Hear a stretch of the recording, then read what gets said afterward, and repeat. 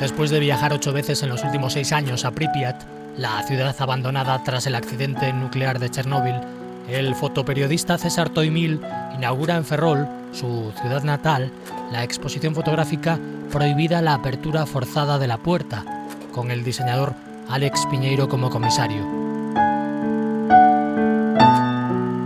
Posteriormente, la muestra se traslada al National Chernobyl Museum de Kiev, en donde se exhibe durante 2 meses y una selección de la misma pasa a formar parte de la colección permanente del museo.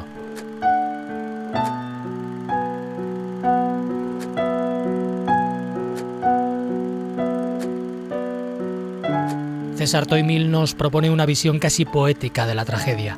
Nos muestra la omnipresencia del hombre a través de su ausencia y cómo el silencio ensordecedor de la ciudad fantasma de Pripyat nos recuerda a gritos que, aunque el tiempo allí se ha parado, la vida, a pesar de todo, continúa.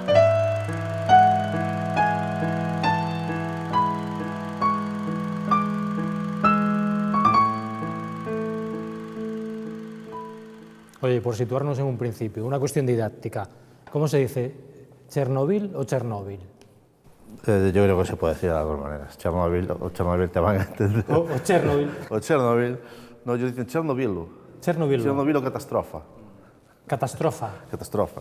Que suena como catastrófico. Pues como suena como lo que es. Como lo que fue, ¿no? Como lo que fue, sí, sí, sí. ¿Y a ti qué te lleva? O sea, si nos situamos en el inicio de todo, ¿cómo se activa en ti Pues fíjate, yo creo que... la intención de ir? Yo creo que todo empezó en la mili. Yo hice la mili aquí en Ferrol en el año 87, a principios del año 87. Y había ocurrido hacía unos meses el accidente y bueno, las informaciones que llegaban en aquella época, pues claro, no había internet, no había estas cosas tan modernas que hay ahora, entonces era pues con cuentagotas y muchas veces una información bastante sesgada, ¿no? Y a mí me llamó mucho la atención toda aquella gente que había ido a colaborar allí, a contribuir a minimizar los efectos del accidente. Y a los pocos meses pues me toca hacer la mili y con la curiosidad de que me toca hacerla en un hospital naval y con la curiosidad de que me toca hacerlo en el departamento de rayos X, ¿no? Entonces, estando allí, esa dualidad, ¿no? de la radioactividad que por un lado puede servir para curar a la gente y por otro lado pues puede hacer tanto daño a tanta gente, pues me llamó la atención, ¿no? Ya entrados los años 90, mi padre trabajaba en la Bazán, aquí haciendo el tema de construcción naval, y coge una enfermedad a causa de la contaminación por amianto. Asbestosis. Asbestosis.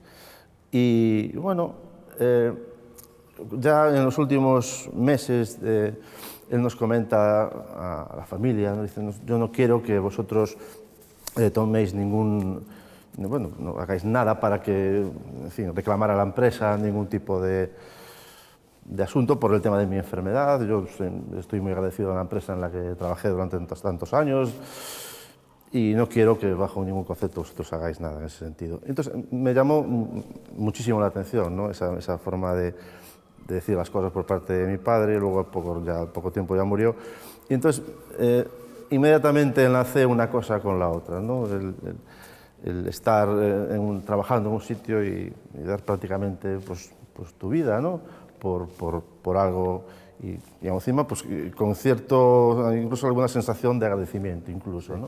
Ese momento emocional que yo tuve, pues yo creo que fue el punto de partida. A partir de ahí, bueno, ya la información fue más fácil a través de internet y me fui interesando más por el tema hasta que finalmente, en cuanto recopilé la información necesaria y las ganas y el esfuerzo que supone ir allí, pues tomé esa decisión en el año, ya fíjate, en el año 2009.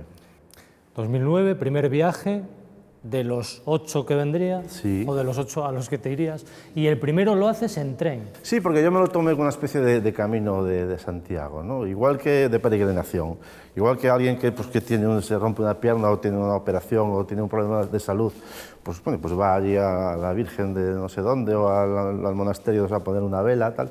pues yo sentía que tenía que hacer ese viaje como una peregrinación, ¿no? Entonces dije, ¿cómo lo puedo hacer? Claro, ir hasta allá andando, pues me llevaría más tiempo del que yo tenía y más esfuerzo. Todo. Entonces dije, bueno, pues voy a coger un tren y voy a hacer ese peregrinaje en tren hasta allá. Y fue, bueno, un viaje bastante curioso, de una semana. Galicia, Ucrania, una semana. Sí, más o menos, sí, una semana, 6 días. Hubo diferentes periplos durante el viaje, diferentes anécdotas. Aparte, después, durante el viaje te da tiempo a, bueno, a meditar sobre, sabes que estos viajes son largos, entonces, mucho tiempo solo allí en el tren. La gente, conforme yo me iba acercando a territorio ucraniano, pues cada vez más sorprendida, ¿no? De que un tipo que de aquí, de España, pues veía gente hasta allí, te preguntaban por qué, tú les explicabas por qué, entonces, todavía la cara de asombro era mayor. Y bueno, la verdad es que cuando llegué a la estación de Kiev, pues me sentí muy bien y me dije, bueno, pues una parte de lo que yo pretendía hacer, pues ya está hecha, ya está cumplida. Y ese compromiso, digamos, que yo tenía con, bueno, con todo esto que te acabo de explicar, ¿no? de los liquidadores, de que yo quería hacer algo que me representara para mí un esfuerzo como homenaje a ellos, ¿no?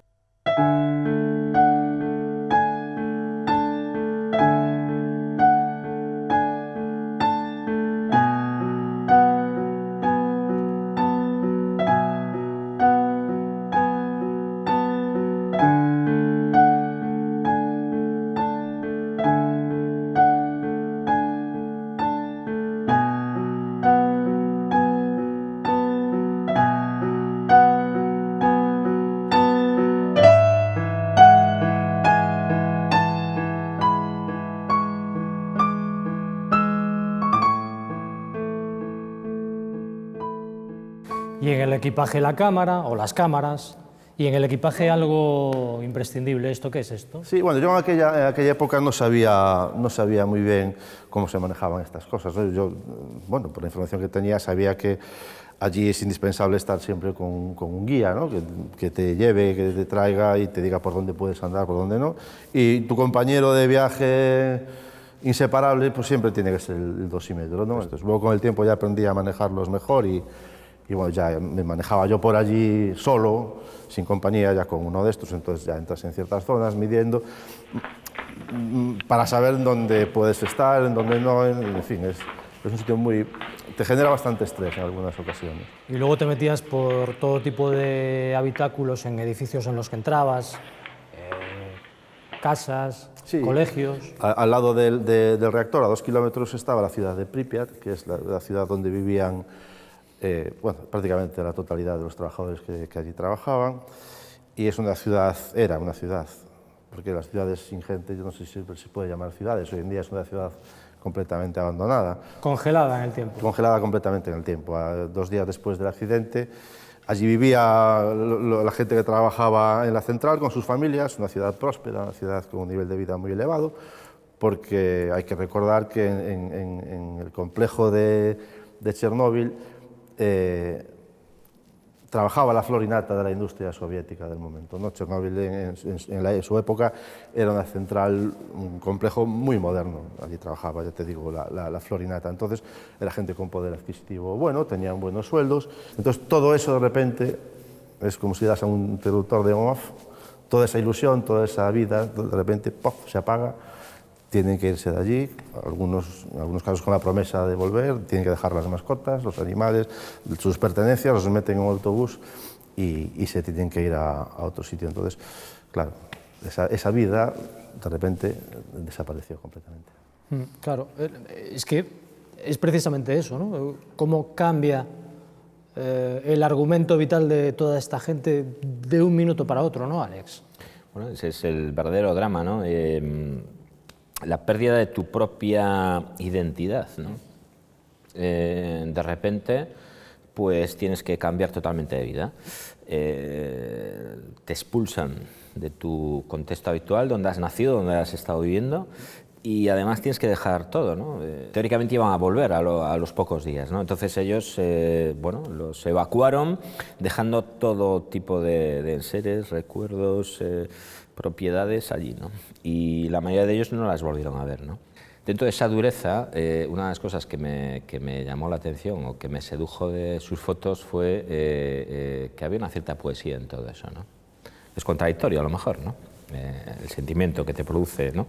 Esa pérdida, una cierta poesía en el sentido de la nostalgia. Después, hablando con él y conociéndolo más, y por lo que acaba de contar también, bueno, su implicación emocional y personal en todo eso era grande, y bueno, eso realmente te reconforta en el sentido que yo no sabía lo que era, pero en las fotos estaba. Eso fue muy interesante. Entonces me pareció un trabajo auténtico, comprometido, y por eso empezamos a pensar en que a lo mejor era bueno hacer una exposición, a pensar que a lo mejor era bueno publicar un libro en torno a todos sus viajes y en torno a toda esta gente que fue conociendo, y en ello estamos. Hemos hecho cosas y nos quedan cosas por hacer aún.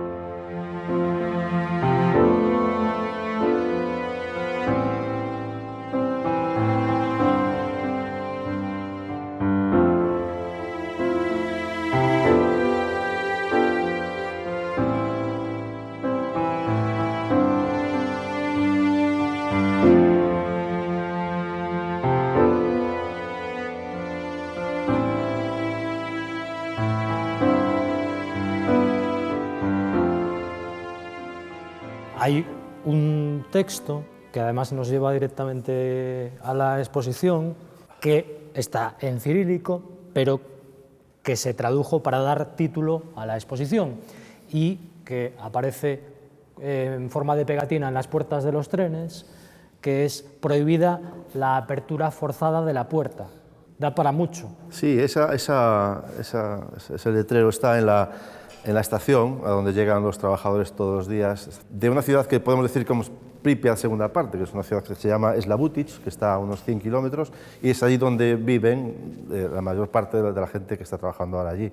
Y yo, bueno, me pareció curioso pues, hacer algunas fotos allí en la estación de la gente trabajando, porque realmente te da la sensación de que estás en cualquier sitio de aquí, de gente normal y corriente, que no van con máscaras, que no van...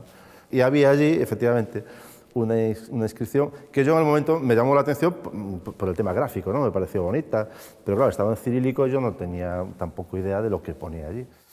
Entonces, pasado el tiempo, buscando así entre Alex y yo, ¿no? Pues a ver cómo podemos hacer la exposición, qué título le podemos poner, tal. Le tuve un chasquido y dije, voy a ver qué pone, ¿no? ¿Qué es lo que pone? Y entonces le dije a la traductora que me lo dijera. Me dicen, pone prohibida apertura forzada a la puerta. Entonces, claro, y ahí Alex ya también vio el cielo abierto y resumía perfectamente un poco el concepto que nosotros queríamos decir de la exposición, ¿no? Yo, en un principio, la idea que yo tenía en la cabeza en el primer viaje era hacer un libro, un pequeño cuaderno de viajes. En ningún momento me planteé hacer una cosa tipo artístico, una especie de cuadernillo de viajes pequeñito. Lo que pasa es que, bueno, una vez que contacté con él, ya se me abrieron 50.000 posibilidades, ¿no? Se me abrió un mundo nuevo porque mi idea, en todo caso, de una exposición iba poco más allá de poner las fotos en una pared.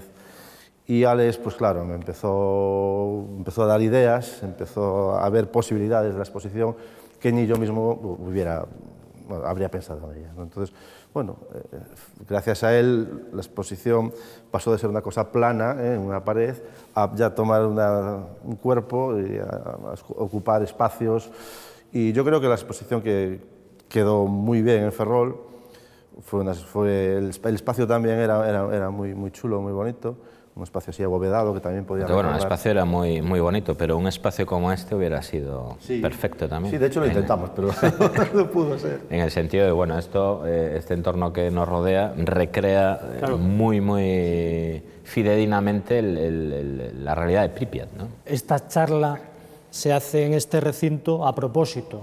Claro, estamos en el cuartel Sánchez de Aguilera, que es hasta hace unos años una instalación militar en la que hacían aquí el servicio militar pues miles de personas de toda España, ¿no? Y bueno, pues hace unos años pues cerró y ahora pues nos ofrece este entorno un poco abandonado. Yo también creo que los sitios abandonados todos tienen ese aire nostálgico, ese aire, ¿no?, de vacío. Y la verdad es que sí, estando aquí recuerda mucho a los escenarios que recorrimos allí tantas veces, ¿no? tiene mucha similitud, la verdad es que sí. Entonces, por eso escogimos. Lo que se ve y lo que no se ve. El medidor no mide la temperatura, ¿no? No. No, lo digo porque cierto fresquito sí vamos notando aquí, ¿no? Sí, sí, sí. Considerable. E incluso elementos vegetales. Antes que hablábamos de espacios físicos, de edificios, de estructuras. Bueno, el elemento Y cómo naturaleza... se filtra y e invade, ¿no?, la El naturaleza. elemento de naturaleza, ya que lo comentas, fue un aspecto importante de cara conceptualmente de cara a la exposición, ¿no? Quisimos, hay una foto que me fascinó de él, que es un árbol naciendo de la terraza del hotel de alto cemento y nace en medio un árbol. Entonces, bueno, es impactante, ¿no? Después de tanta destrucción, La verdad que migración, que nazca ese árbol ahí. El entorno de Chernóbil es un verdadero vergel, quiero decir, la naturaleza se abre paso, además, brutalmente, quiero decir, hay una explosión de colores, de todo tipo de vegetación, y además nace como además queriéndose abrir paso, ¿no?, como a la fuerza. Aquí estoy yo, ¿no?, con fuerza de cualquier sitio, de cualquier, pues, del suelo, de las paredes. Y es una cosa que también te hace recapacitar, ¿no?, como la naturaleza pide paso, reclama su sitio, ¿no? ¿Y la gente cómo asimiló todo? Pues aún lo están asimilando hoy en día. Hoy en día hay gente, pues casi 30 años después, que aún sigue reclamando ayudas por parte del gobierno para que se les reconozca, pues, algún tipo de enfermedad o minusvalía que tienen. Aún siguen peleando para que el gobierno les compense económicamente de alguna manera, pues esa enfermedad, esa minusvalía, que en muchos casos, en muchísimos casos, no se la reconoce. Yo conozco historias muy tristes de gente con pensiones bajísimas que no les llega ni muchísimo menos lo que ganan mensualmente para pagar parte de los medicamentos que necesitan para seguir vivos, simplemente. Entonces, aún hoy en día, 30 años, casi 30 años después, hay mucha gente que está peleando por sus derechos y está peleando por su salud, al fin y al cabo. Y siguen viviendo en ese entorno, no se van. Bueno, hay mucha gente que se fue y no volvió, y hay otra gente, principalmente gente mayor, ¿no?, que ha vuelto, ¿no? En ese sentido, el último que hicimos, bueno, yo fui una vez solo con César, pero fue un viaje, bueno, muy revelador también, ¿no? Y que para mí le dio más sentido aún al proyecto. Y cobra Fue muy importante que Alex viniera. Y cobra importancia el valor de la gente en ese sentido, ¿no?, lo que comentas. Y bueno, tuvimos experiencias muy interesantes, ¿no? Por ejemplo, nuestra amiga Hanna, ¿no?, esa señora mayor que vive allí en su casa aislada, que cuida de su otra hermana tan mayor como ella, mentalmente muy mermada, físicamente totalmente mermada, esta hermana, y bueno, cuidan de ella, está allí, se alimenta de elementos básicos, tiene su pequeño huerto y ahí está aislada, ¿no? Nos comentaba la guía con la que fuimos que bueno, que hay un guarda forestal que revisa y visita la zona, ¿no?, periódicamente, sobre todo en invierno, pues sencillamente para llevarles alimentos. Y bueno, y ver si siguen vivas, literalmente, y si no siguen, pues coger y llevárselas, ¿no? Pero ese aislamiento físico que tienen allí, el pasado que tienen, ¿no?, la razón por la cual están así también, y esas ganas de vivir, ese instinto de supervivencia, la verdad, personificado literalmente en personas que hemos visto allí, la verdad es que es cautivador, ¿no? Es como, te da decir, coño, hay que estar vivo, hay que seguir, hay que luchar. ¿Cómo no se va a luchar? Si lucha esta gente, ¿cómo no vas a luchar tú? Es una inyección de vida, que sí, totalmente. te hace valorar mucho más lo que tienes.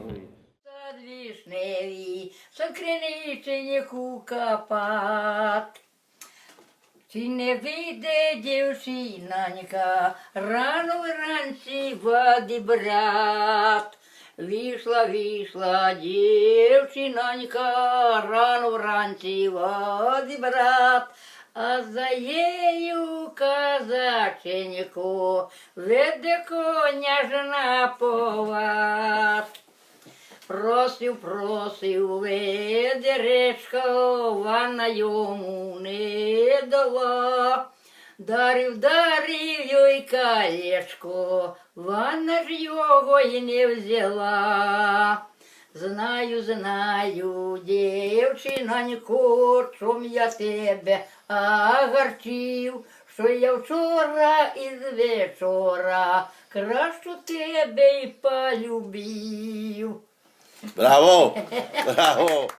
Fue impresionante. Yo no, quizá el momento más, de los momentos más emotivos que yo he vivido allí fue cuando pudimos ir a conocer a estas dos señoras tan entrañables, tan llenas de vida, ¿no? Tenían allí pues unos huevos y un trocito de queso y todo lo que tenían te lo ofrecían y hacían también el samogón, que es el vodka casero.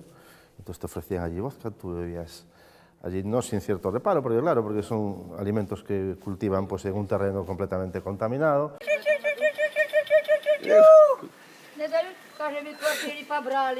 Pero bueno, no puedes negarte, ¿no? Ellos, el pueblo ucraniano es un pueblo completamente hospitalario y todo lo que tienen te lo dan y más en estas circunstancias tan complicadas que viven estas personas, en las que tampoco reciben visitas todos los días y sobre todo de tan lejos, ¿no? Porque a ellos les llama mucho la atención nuestra ubicación geográfica. Cuando nos preguntaban ¿de dónde sois? De España. Ya les costaba quizá ubicar España un poco con el mapa, pero luego dentro de España, pues, el extremo oeste, la esquinita en donde nosotros vivimos, el Finisterre, pues incluso alguno me preguntaba, pero ahí donde vives tú hay casas, hay coches. Les llamaba muchísimo la atención eso. De las fotos que vemos en diferentes épocas que vas, en esas 8 ocasiones en que viajas, y el tiempo que queda congelado en esa ciudad y en tus fotos también. Sí, bueno, la idea era un poco hacer fotos de los mismos sitios en distintas épocas del año, ¿no? También para ver el contraste, ¿no? Porque como te decía antes, allí la primavera es muy exuberante y entonces un sitio que tiene una apariencia pues, más solitaria a lo mejor o más lúgubre, con la nieve siempre da también es un tono más poético, ¿no? Más navideño, ¿no? Parece que lo suaviza un poco todo, pero también tiene su componente también triste, ¿no? Y pues esa misma zona, con la vegetación completamente, las flores, los frutos en los árboles, eso me interesaba mucho, ¿no? De hacer ese contraste. Eso también lo quisimos poner un poco en valor en la exposición.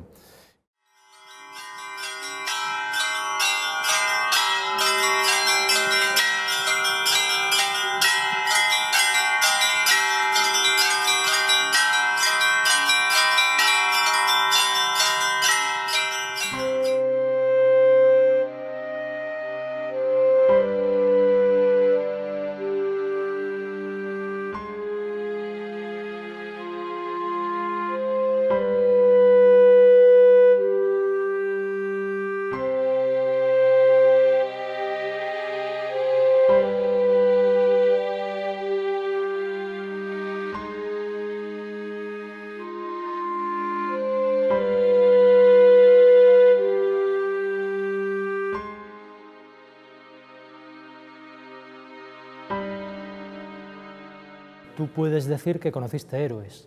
Sí, sí. Yo, una de las cosas que... cuando hablábamos al principio de cuando yo estaba aquí y me llegaban informaciones de toda esa gente, cientos de miles de personas que estaban allí dejando su vida, yo, ni en el mejor de mis sueños yo podía llegar a imaginar que años más tarde yo iba a estar allí con ellos y que el jefe de los militares que estuvieron allí en una exposición fotográfica que yo hice allí, en el museo dedicado a ese tema, pues que me iba a regalar un libro escrito por él, con una dedicatoria y que se iba a poner delante de mí y me iba a hacer el saludo militar y me iba...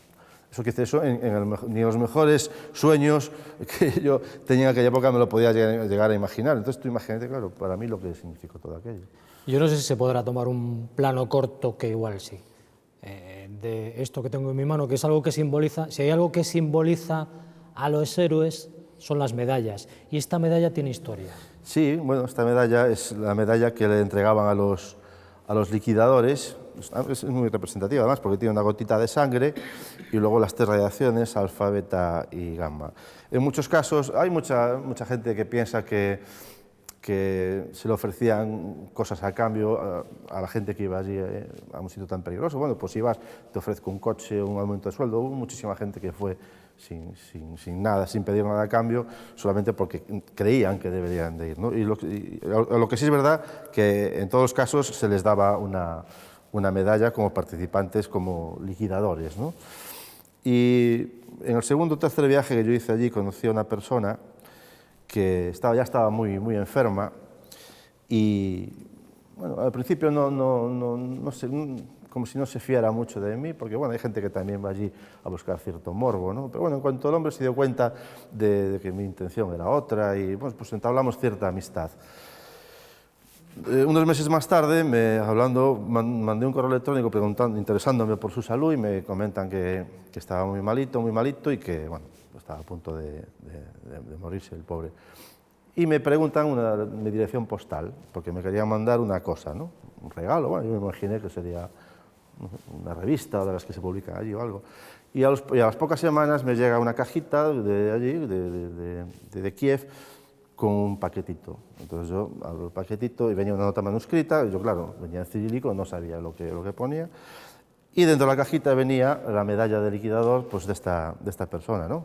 Yo mando traducir la nota manuscrita y ponía que, bueno, que él me enviaba su medalla porque él no tenía familia y él creía que, bueno, que yo había contribuido o que estaba contribuyendo de alguna manera, pues, a dar a conocer los problemas y todo este asunto de lo que allí había pasado, y creía que yo era merecedor de tener su medalla.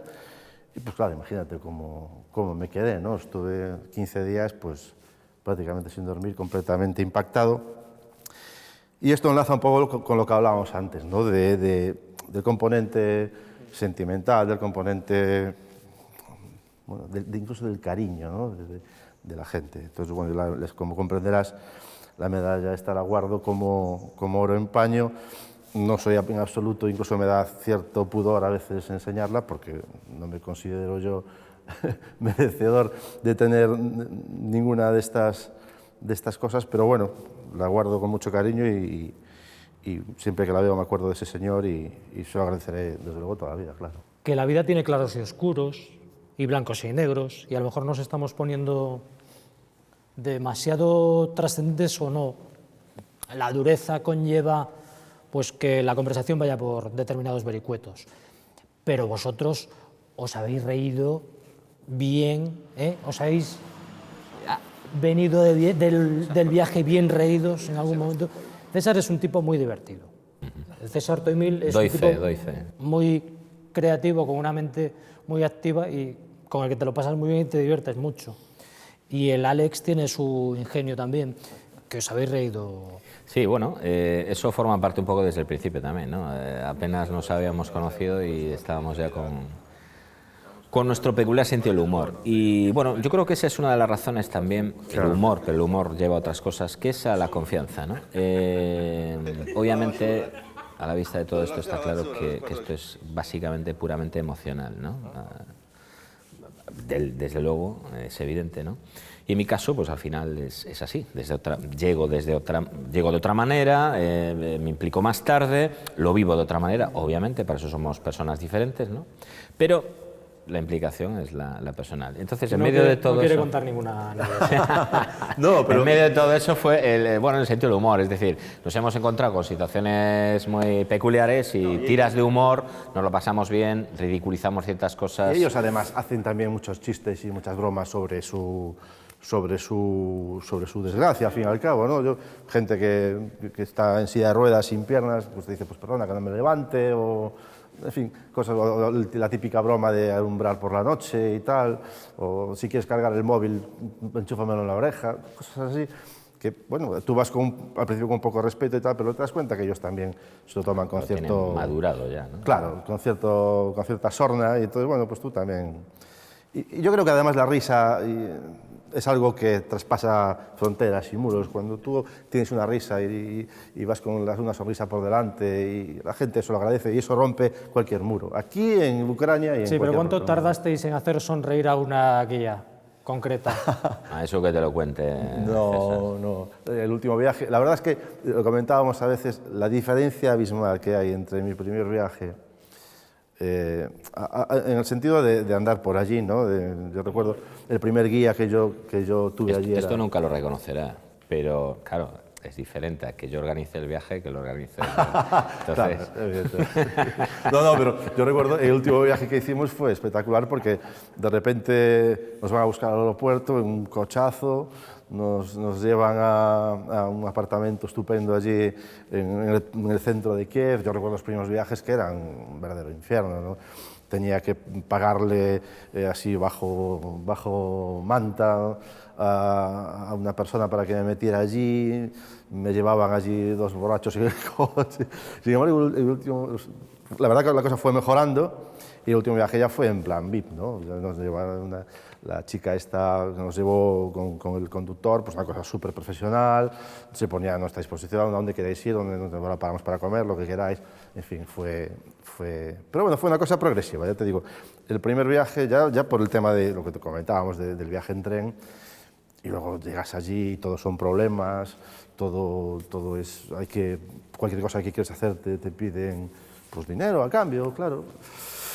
Porque hay mucha gente para la que enseñar aquello pues es una forma de vida también, ¿no?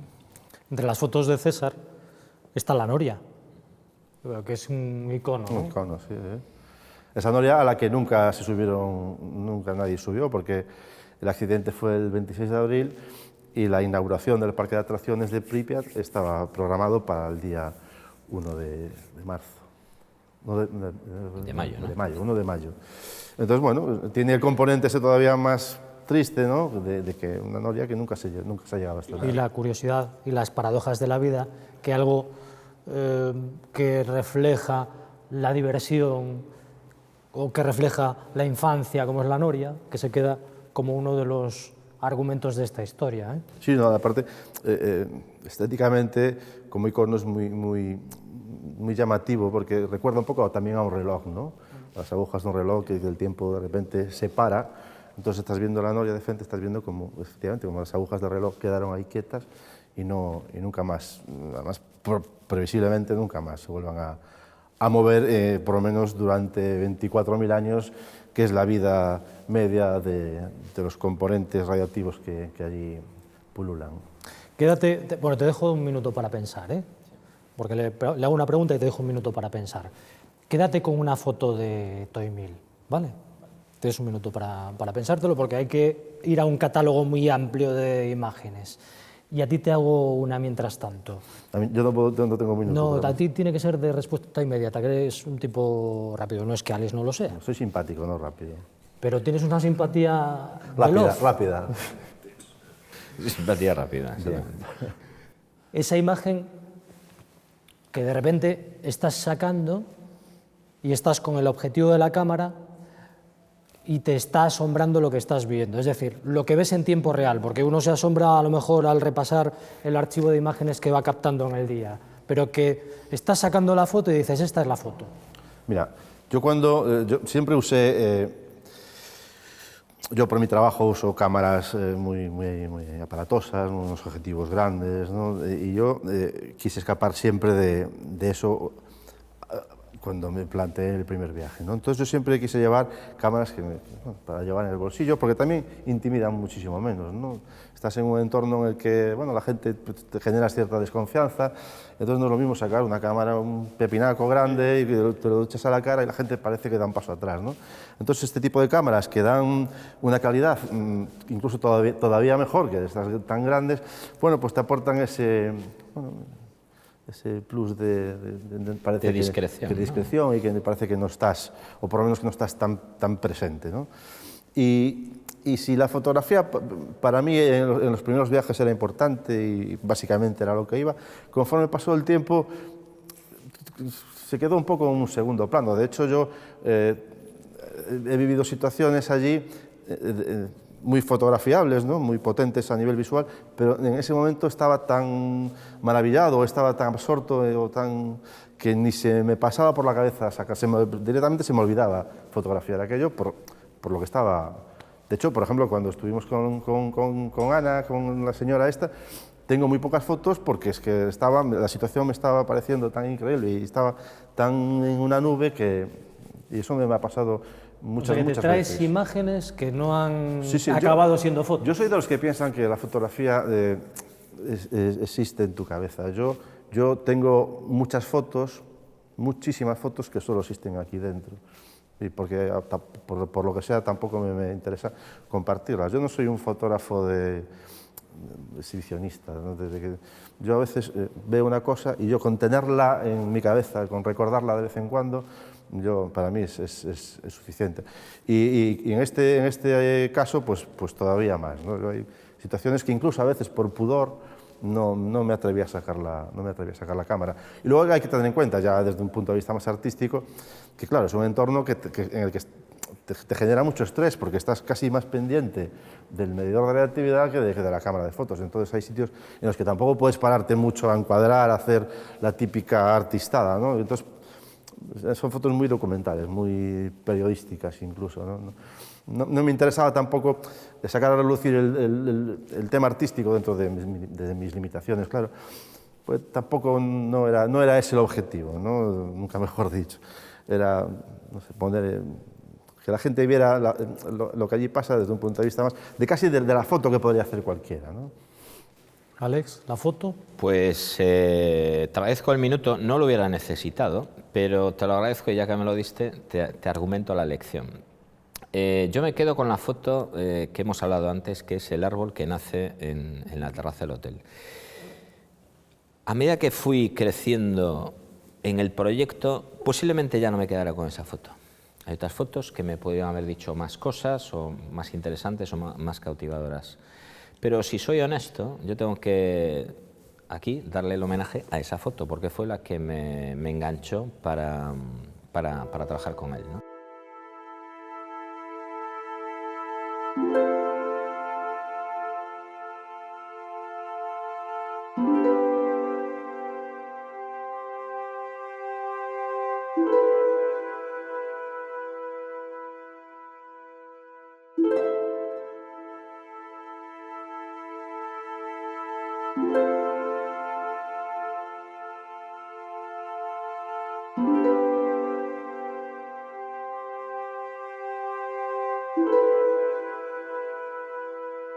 Bueno, nosotros como el museo, la verdad, nos llevamos una sorpresa agradable, ¿no? Yo particularmente me imaginaba el típico museo, pues si quieres, de compromiso, ¿no? Muy del gobierno, muy institucional, que se recojan allí X cosas y tal, como memoria.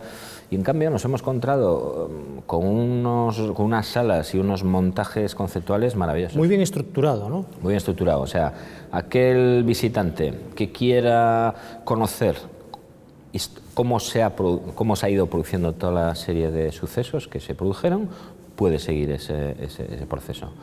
Y aquella persona que tenga que se muestre y que quiera entender cosas más allá de lo que, ¿no?, una pantalla te dice o te muestra, pues también lo tiene, ¿no? A nivel de cómo representaron ciertas cosas. Gente ruda, gente áspera, pero que en el momento que estás trabajando con ellos y tal, joder, gente muy servicial, atenta, cumplidora, es decir, bueno, lo típico, vamos a montar y tal, coño, esto a ver si a las 2 está para después hacer tal y cual. Bueno, tú sabes que eso nos pasa a todos, a mí el primero y a él el segundo, ¿no? De que quedas a 1 hora y terminas 2 horas más tarde. Oye, si a las 2 decían, a las 2. Y estaba como tú habías dicho. Vuestro trabajo, que también tiene, especialmente el de César, ¿no?, que también tiene un componente documental. Es decir, si alguien dentro de algunos años se pone a escarbar en la historia de Chernobyl, si acude al material de César o si acude a una exposición que monte Alex, se orientará, sabrá por dónde fue la historia, por dónde iban los tiros, ¿no? Sí, otra visión de lo que pasó, ¿no? Claro, nosotros creo que le aportamos un aire distinto. Eso ¿no? nos lo dijo la directora Hanna, nos dijo, a ver, aquí es difícil que me enseñéis cosas nuevas que yo no haya visto, no haya vivido, ¿no? Bueno, ella era rusa, afincada en Kiev, llevaba muchos años allí, llevaba muchos años como directora del museo, vivía ya en Kiev cuando pasó lo que pasó, y pasaron por allí un montón de directores artísticos, de tal cual. Y ella nos decía, es difícil que traigáis o aportéis ¿no? fotográficamente, es difícil, pero al mismo tiempo lo habéis hecho en el sentido de que sois de las pocas personas que habéis propuesto una revisión, si quieres, positiva de lo que sucedió, ¿no? Positiva en el sentido de rescatar a la gente, de poner en valor su sacrificio, de tal, cuando quizá la tendencia siempre fue más bueno. Yo recuerdo una frase que me dijeron a mí una vez que faltaba poco tiempo para regresar a España, y me dijo una persona una frase que a mí me quedó grabada. Me dijo: tú ahora ya conoces nuestra historia, sabes cuáles son nuestros problemas, a partir de ahora, cuando hables de nosotros, es como si lo estuviéramos haciendo nosotros mismos. Para mí, está claro, es demasiada responsabilidad, además creo que no lo merezco y creo que no soy capaz de hacerlo. Pero bueno, siempre pues como ahora que hablamos de estos temas en público, o siempre que enseñamos nuestro trabajo, siempre tengo presente, bueno, pues eso que me ha dicho, ¿no? Que soy un poco, no sé si decir portavoz, probablemente no sea la palabra, que me quede muy grande, pero sí recuerdo que tengo esta gente detrás, y desde luego la mayor satisfacción para mí, y yo creo que también para Alex, es que todo lo que hagamos nosotros con referencias de tema, que tenga el visto bueno de ellos, que al fin y al cabo es de lo que se trata, ¿no? O en esto que estamos haciendo aquí, o en esto que hemos hecho aquí en los últimos minutos. Sin hacer mucho ruido con las sillas para que no se molesten los encargados de sonido, nos levantamos y nos vamos a tomar un cafetito. Me parece muy buena idea. Es una cosa que va a agradecer nuestro cuerpo enormemente, ¿eh? Y nos frotamos las manos. Voy a llevar la cámara. Fresquito, bueno, la dejo. Que está enfriando, ¿eh? Buah.